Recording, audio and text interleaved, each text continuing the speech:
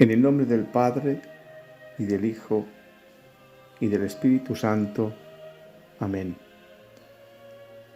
Mis queridos hermanos, en el encuentro de hoy abordaremos la finalidad de la redención, la doble finalidad de la redención.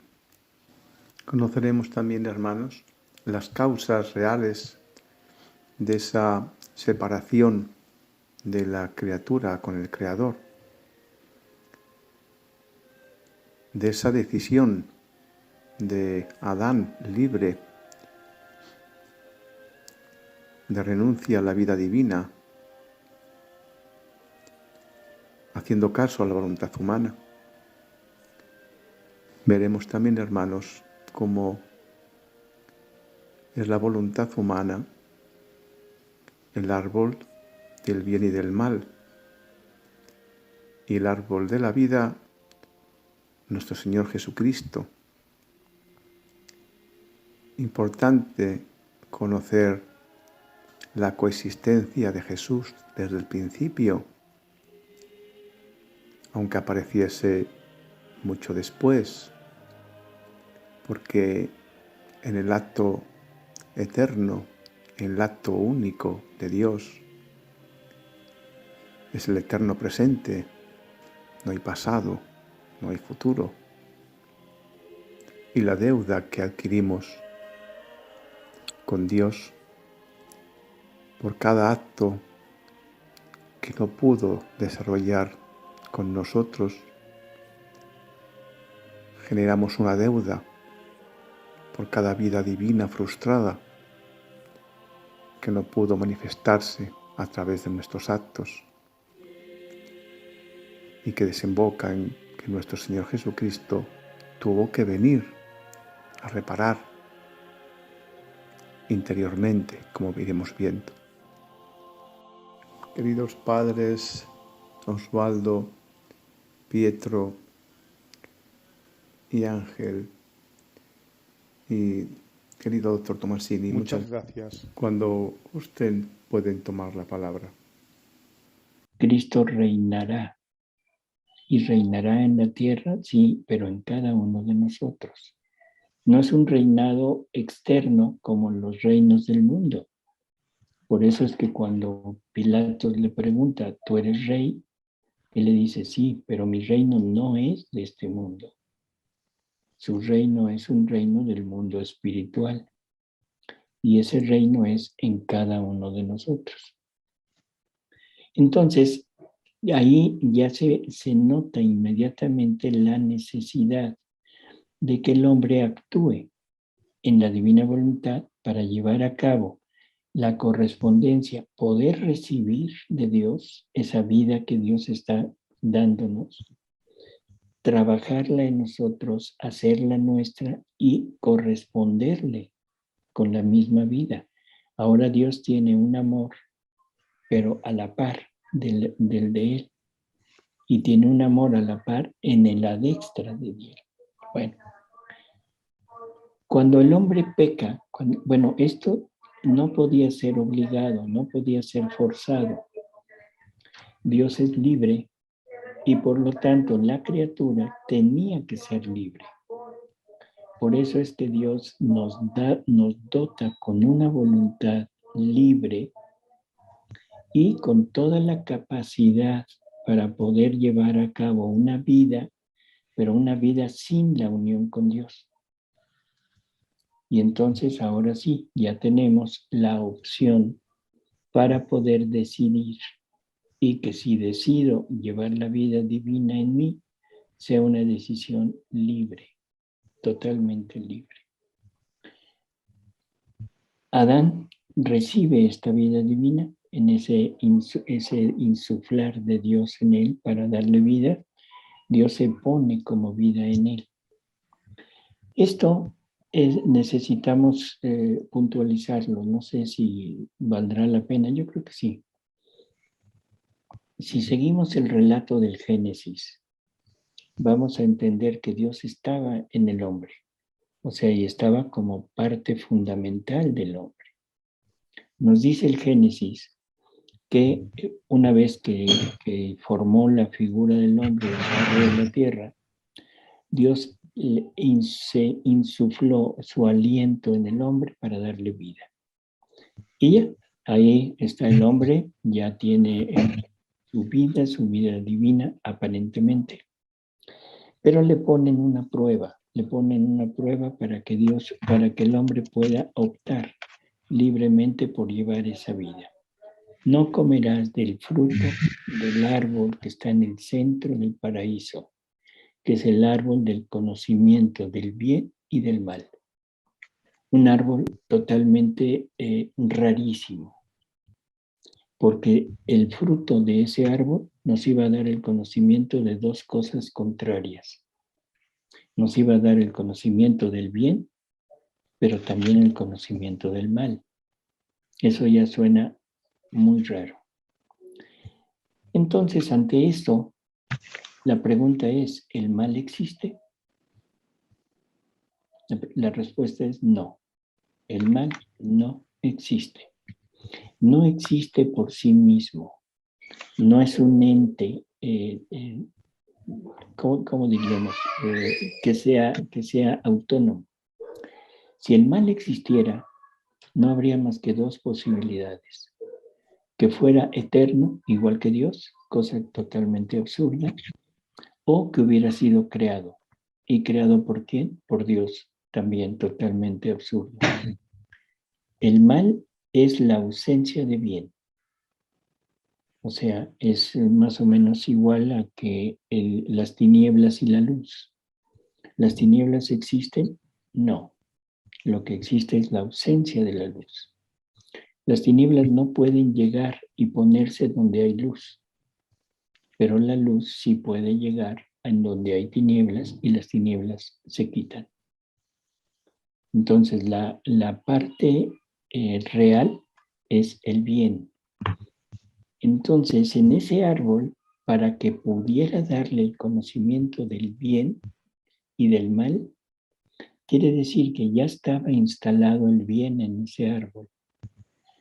¿Sí? Y ahora la pregunta es, ¿qué bien qué bien sería? El bien perfecto que es Dios mismo. En ese árbol estaba el bien. Ahora, ¿qué es lo único que puede quitar el bien? O sea, que puede quitar a Dios de un lugar. ¿Habrá algo o alguien con el poder de decirle a Dios, quítate, y que Dios se quite? Lo único es la voluntad, y la voluntad del hombre en este caso. La voluntad del hombre es la que le puede decir a Dios, no te quiero, y lo quita del lugar en donde estaba. Por lo tanto, si es un árbol que está en el centro del paraíso, que contiene ese conocimiento de bien y de mal, para darnos el conocimiento del mal se necesitaba quitar al bien que ya estaba ahí. Y si es la voluntad la que puede quitar a Dios, entonces ese árbol, ¿cuál sería? La voluntad del hombre. O sea, el árbol del conocimiento del bien y del mal sería la voluntad del hombre. Y si es la voluntad del hombre y estaba plantado en el centro del paraíso, entonces, ¿dónde estaría el paraíso? El paraíso es el hombre. El paraíso es el hombre y el árbol era la voluntad del hombre, donde estaba unido con la divinidad. Bueno, esto nos daría más o menos la idea de este bien y mal, de esta permanencia de Dios en el hombre a través de ese soplo, de ese insuflar en el hombre su misma vida. Pero ¿y la presencia de Jesús? Porque se supone, según lo que Jesús nos dice en el Evangelio, que Él necesita estar en nosotros. Yo en ellos, tú en mí, para que ahora ellos sean iguales a nosotros. Entonces vamos a las causas por las que sacan o corren a Adán del paraíso. No lo corren por la desobediencia, no lo corren por haber desobedecido, por haber pecado. Dice Yahvé, he ahí al hombre hecho como uno de nosotros, conocedor del bien y del mal. Saquémoslos del paraíso, no sea que alarguen su mano y coman del árbol de la vida y vivan para siempre. Ese vivir para siempre, o sea, era revertir la consecuencia del pecado, que era la muerte tanto espiritual como material. Aparte de las pérdidas de la vida divina, de la voluntad divina y todo, pero ahora adquiere la muerte, la posibilidad de la muerte, tanto material como espiritual. Y en ese paraíso, en ese centro del paraíso, que era el hombre, ya quedamos, estaba también el árbol de la vida. Y ahora la pregunta es, ¿qué árbol o qué fruto es el que nos puede dar vida eterna? Jesús. El que come mi carne y bebe mi sangre tendrá vida eterna. El que no la come o el que no bebe mi sangre no tendrá vida eterna. De esta manera podemos intuir que también ahí en el centro del paraíso, que era el hombre, se encontraba Jesús.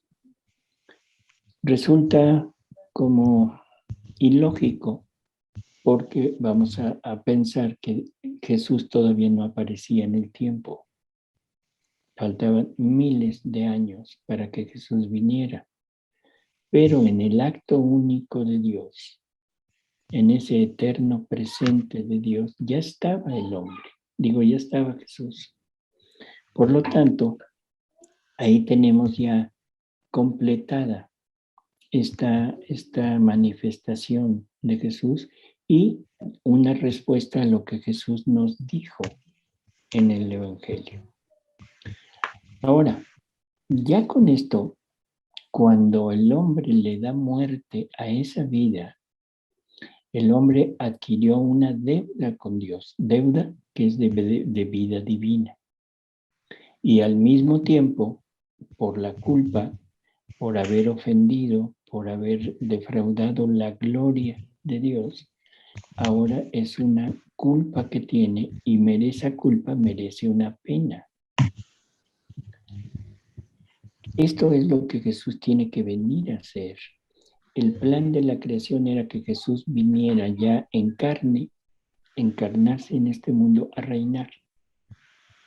Pero como el hombre se salió, el plan de Dios se quedó frustrado. Ya no se pudo llevar a cabo.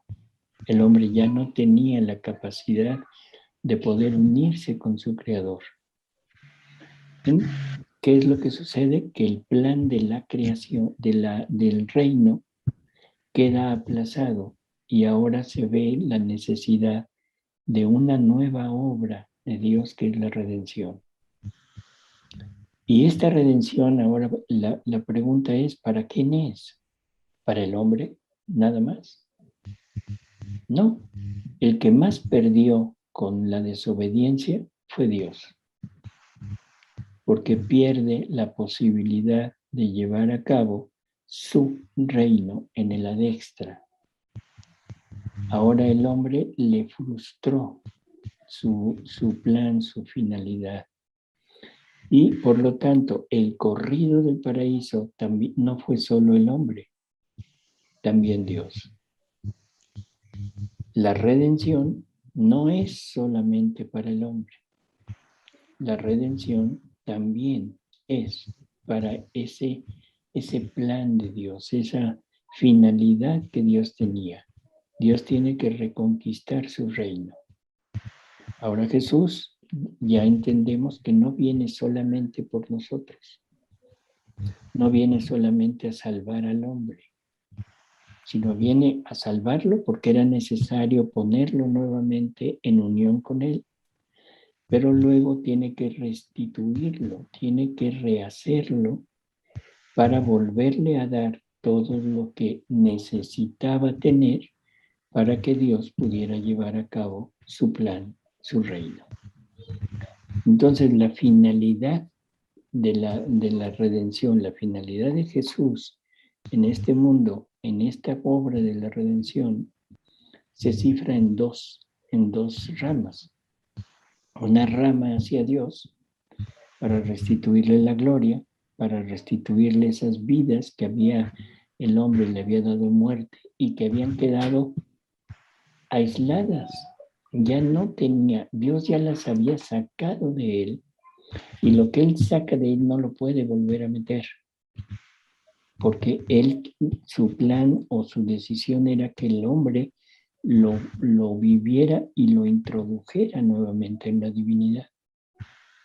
Entonces, ahora Jesús tiene que venir a hacer eso, pero el decoro de Dios exige, y la justicia de Dios exige, que el hombre pague lo que hizo. Que el hombre, al haberle dado muerte a la vida divina en él, para darle vida a la vida humana, ahora el hombre, para restituirlo a su lugar de origen, tendría que darle muerte a la vida humana para darle vida a la vida divina. Y esto tenía que ser voluntario. Voluntario. Pero había un enorme problema. ¿El hombre podría haberle dado muerte a la vida humana? Sí, y tenemos el ejemplo de todos los santos del Antiguo Testamento, que por medio de las virtudes renunciaron a su propia voluntad, renunciaron a su vida para acercarse a Dios, pero no tenían vida divina en ellos para poderla poner en lugar de esa vida humana que habían destruido. Por eso es que es Jesús el que tiene que tomar ese papel, porque es el único que tiene naturaleza humana, vida humana, y al mismo tiempo tiene vida divina y naturaleza divina. Entonces es Jesús el encargado de llevar a cabo esta restitución. Y Jesús tiene que sufrir la muerte que nosotros deberíamos de haber sufrido, y tiene que rehacer la vida que nosotros deberíamos de haber rehecho. Y esa es la necesidad de ese retribuismo que usted habla, Pedro. O sea, no era... ¿Mande? Retribucionismo. Por retribucionismo. Entonces, no es nada más el retribuir, sino es que está tomando el papel del hombre. O sea, el hombre por su propia voluntad le dio muerte a la vida divina para darle vida a la vida humana. Y como la vida divina en el hombre tenía que ser voluntaria, ahora el hombre tiene que voluntariamente darle muerte a la vida humana para darle vida a la vida divina. La primera parte se podría hacer, pero la segunda no, porque no teníamos ya vida divina. Por eso es que el hombre Dios, Jesús, es el que toma el papel, el que toma toda esta deuda que el hombre tiene y dice, yo lo hago por ellos. Y por eso él tiene que venir a sufrir una muerte por cada uno de nosotros. Y con su vida divina, darle vida a la vida divina en él, pero a nombre de nosotros. Y le da al Padre, le paga al Padre esa deuda de vidas. O sea, el Padre recibe todas las vidas que Él había sacado para nosotros, las recibe vividas plenamente como Él quería, y las recibe todas, pero en Jesús, a nombre de todos. Y eso es lo que San Pablo nos dice, que tenemos que completar en nosotros lo que le faltó a la pasión de Jesús. Y lo que le faltó a la pasión de Jesús fuimos cada uno de nosotros. El introducirnos en Él, el aceptar sufrir lo mismo que Él sufrió, el unirnos a esa pasión. Doctor, esa es un poco, sería la explicación de cuando el Señor le dice a Luisa que Él quería haber pagado por todos los pecados y las penas, pero que el Padre no lo permitió, que no quiso satisfacer No se lo todas las permitió. penas. Porque es justo que el hombre también sufra. O sea, que ese es el punto de los hermanos separados. Para ellos el sacrificio de Cristo fue suficiente.